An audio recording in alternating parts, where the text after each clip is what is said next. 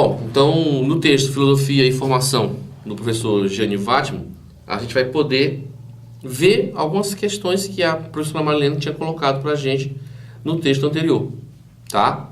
E aí, uma das questões que o autor coloca para a gente, vai tentar colocar para a gente, é como a filosofia é pensada com relação à disciplina, as coisas que se exige dela, né? Um elemento que você pode querer sempre uma praticidade exagerada da filosofia. Pergunta clássica é: para que serve a filosofia? Né? E aí o Vattimo já começa dizendo para a gente claramente: a filosofia não serve. Né? A filosofia comanda, podemos dizer, brutalmente, toda a relação de pensar e de refletir. Quando eu penso na filosofia, e aí vamos tentar seguir a ironia do Vattimo, quando eu penso a filosofia numa praticidade, ela perde todo o seu valor. Ela não tem que ser prática. Ela tem que estar exatamente aonde você não percebe. Né? A filosofia tem que estar ali nos elementos menos óbvios da forma de pensar, buscando assim essa relação de compreensão. Quando eu não filosofo, né, que a coisa prática seria essa, que é tentar ficar refletindo, eu já estou praticando a filosofia. Eu teria esse caráter pensado pelo Vattimo. Então, assim, ele faz uma clara divisão. Ele diz claramente: não é que eu estou desprezando alguma coisa, negativo, pelo contrário. Nós temos que ter técnicos, nós temos que ter o motorista, nós temos que ter o bancário, nós temos que ter todo esse aparato técnico de profissões para que a nossa sociedade funcione. Como nós temos que ter todo esse aparato técnico de profissões, o filósofo também tem que existir. Existir nessa relação, nessa possibilidade de agir, né, seguindo esses conceitos. Porque senão ele vai colocar para a gente um posicionamento bem simples.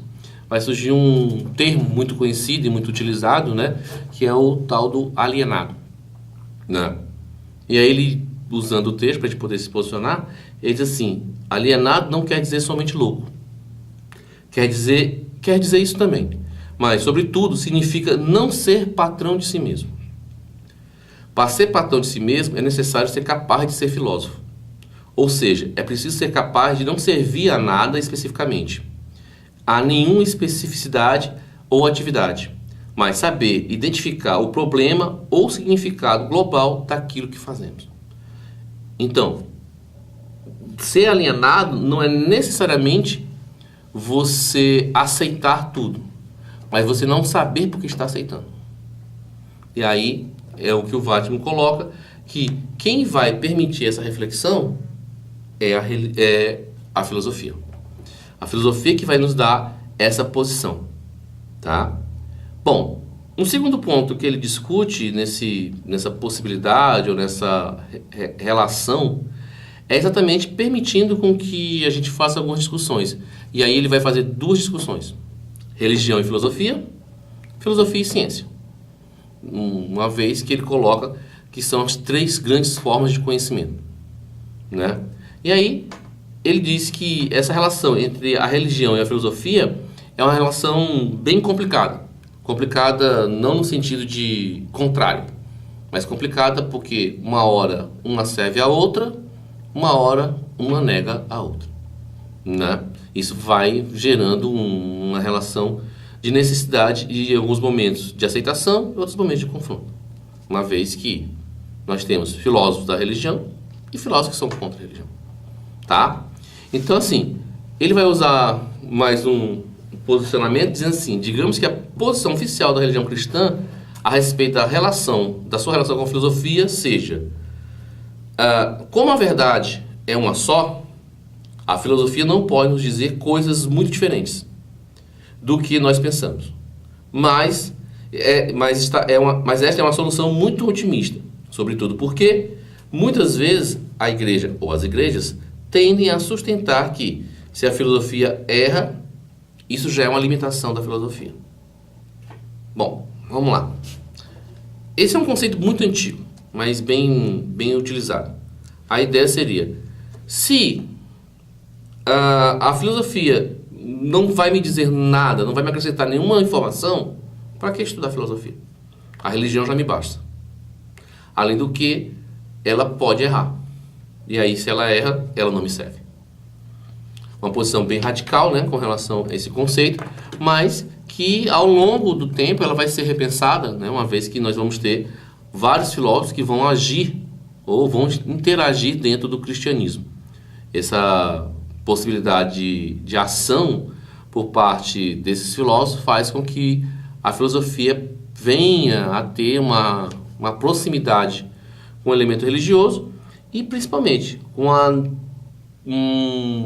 uma abertura maior, né? Uma relação mais saudável, vamos dizer assim, né?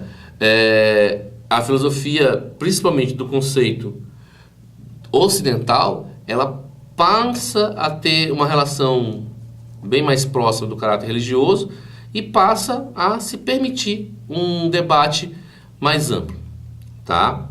Pensando ou até mesmo chegando a criar alguns conceitos. Bem, ele diz assim pra gente: a filosofia ocidental se construiu como uma reflexão também sobre a tradição religiosa, e não necessariamente sempre como antítese da religião. Podemos então chegar a essa conclusão, não porque queremos a paz, que custe a venha o que custar, mas porque devemos acreditar que é possível ser filósofo, assim como também é possível ter religião. Não é?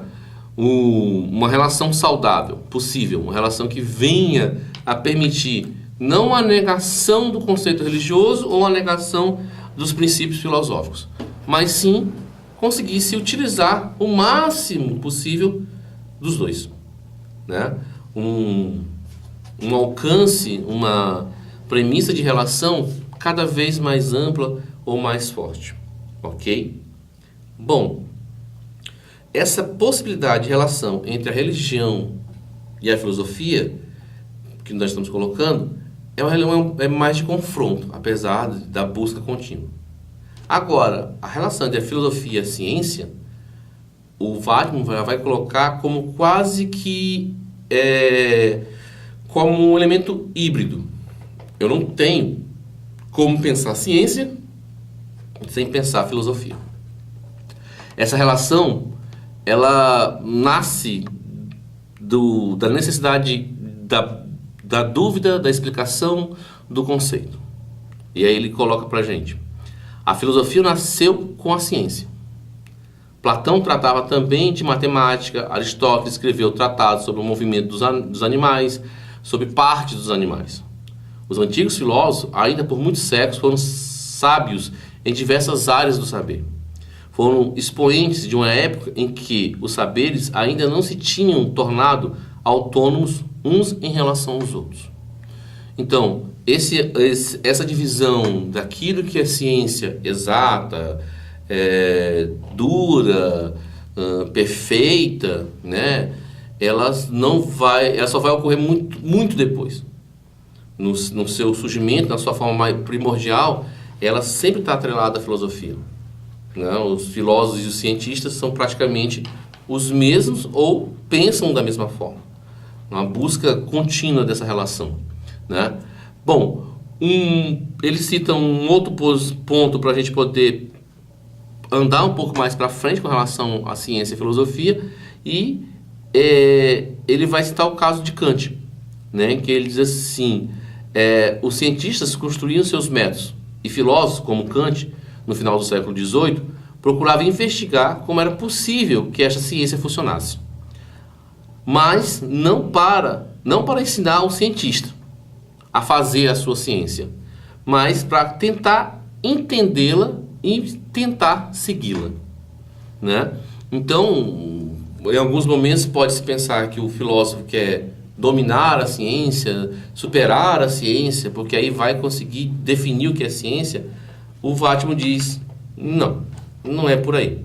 A ideia é exatamente de que se algo está sendo produzido, se algo está sendo feito, é por que está sendo feito. Qual vai ser o final disso daí? né? Esse elemento filosófico vai nos levar a questões bem possíveis do caráter da sociedade. É correto fazer? É ético fazer? É viável fazer? É saudável fazer? Né? Uma vez que a ciência não é papel dela, necessariamente, nem é a obrigação dela. Né? Por isso que a filosofia entra com a possibilidade do questionamento, uma relação entre o que está sendo feito e por que está sendo feito. Essa relação se torna extremamente saudável, uma vez que ela permite com que nós chegamos a vantagens para a sociedade, a vantagens para a humanidade, né? Permitindo assim criações, elementos muito simples ou até mesmo mais complexos, né? Ele vai dar um exemplo bem banal, que é uma prática bem do Vattman mesmo, é a questão da ironia, que ele diz assim pra gente: a filosofia continua a pretender discutir certos valores e intenções. Por exemplo, por que é necessário que se produza condicionadores de ar? É porque queremos conforto, mas poderíamos também decidir que preferiríamos nos martirizar e morrer de calor. Porque, no final das contas, queremos ir para o paraíso.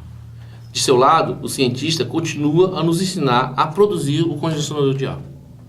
Ou seja, a ciência faz seu papel, produz o objeto, produz o elemento técnico. A filosofia, cabe a ela a relacionamento de entender o elemento técnico. Para que serve, como vai servir, aonde vai nos levar.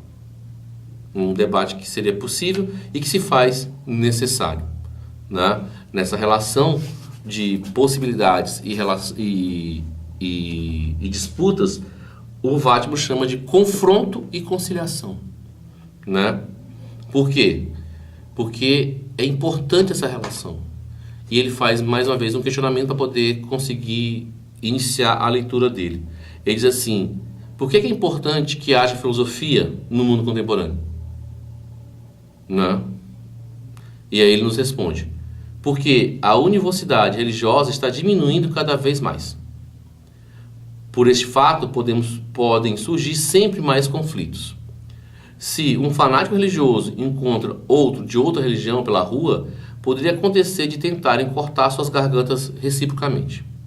Nesse nosso mundo, existe cada vez menos uma uniformidade religiosa e cada vez mais uma especialização científica. Por essas duas razões, são cada vez mais necessárias a filosofia. Né? Por quê? Porque assim ele chega no ponto que ele desejava, que era: entendamos, nós temos 3 grandes produções de conhecimento: religioso, científico e filosófico. Para que esses 3 conhecimentos se façam ou se permitam existir, o grande mecanismo de relação é a filosofia. É a filosofia que vai nos permitir, mais uma vez, uma possibilidade de relação. Como a gente tinha colocado anteriormente, é ela que vai nos posicionar o caráter ético das relações. Né? Eu só vou conseguir entender ou me permitir entender o outro se eu conseguir construir ou analisar um elemento ético da sua existência. E essa existência só pode ser pensada ou aceitada a partir do caráter filosófico. É o grande mecanismo de possibilidade, né? Uma vez que essa possibilidade nos permite termos religiões diferentes, contudo, sermos pessoas passivas de relacionamento, né? Não vai necessariamente ter que um destruir o outro, né? Bom, ele continua citando essa relação e ele coloca o caráter religioso mais uma vez como base para poder gerar o preceito filosófico e nos diz assim: bom, quem não acredita mais em uma única religião, não por isso será condenado a ser um bandido ou alguém destituído de valor moral. Ele está falando isso na sociedade de hoje, contemporânea. Se hoje eu não tiver nenhuma religião, eu não vou ser queimado na fogueira, né? Não vão cortar minha cabeça fora, né? Mas essa relação do caráter religioso na contemporaneidade, ela só é possível porque existe um meio, um intermédio de reflexão, uma possibilidade de reflexão, tá? Poderá, fundamentalmente, desfrutar dos ensinamentos para ser um bom cidadão, para poder viver bem em comunidade, mesmo com aqueles que acreditam em outras religiões, ou que pensem diferente dele. Né? Sendo assim, mais uma vez, a filosofia ela vai nos permitir a relação, vai nos permitir a possibilidade de sermos indivíduos socialmente aceitos, usufruindo do caráter da ciência, ou seja, permitindo com que eu tenha o ar-condicionado, mas também permitindo com que eu tenha minhas crenças religiosas.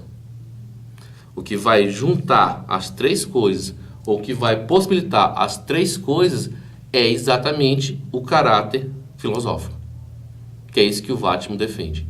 E aí ele volta lá para a nossa primeira pergunta. Então, para que serve a filosofia? Bom, ele vai deixar aí aberto a pergunta porque praticamente ele diz, não tem resposta. Né? Porque se eu for só ciência, se eu for só religião, ela continua não servindo. Mas se eu quero os três, aí ela serve. Então, ela vai servir, como ele diz lá na frente, praticamente para nada. Porque, na verdade, eu tenho que entender que ela é o entremeio das relações. Ela não é o fim delas. Ok? E assim o Vattimo nos permite uma ideia bem prática daquilo que a Marilena acabou de dizer anteriormente. Que é entender como a filosofia funciona no nosso dia a dia. Um elemento de contemporaneidade.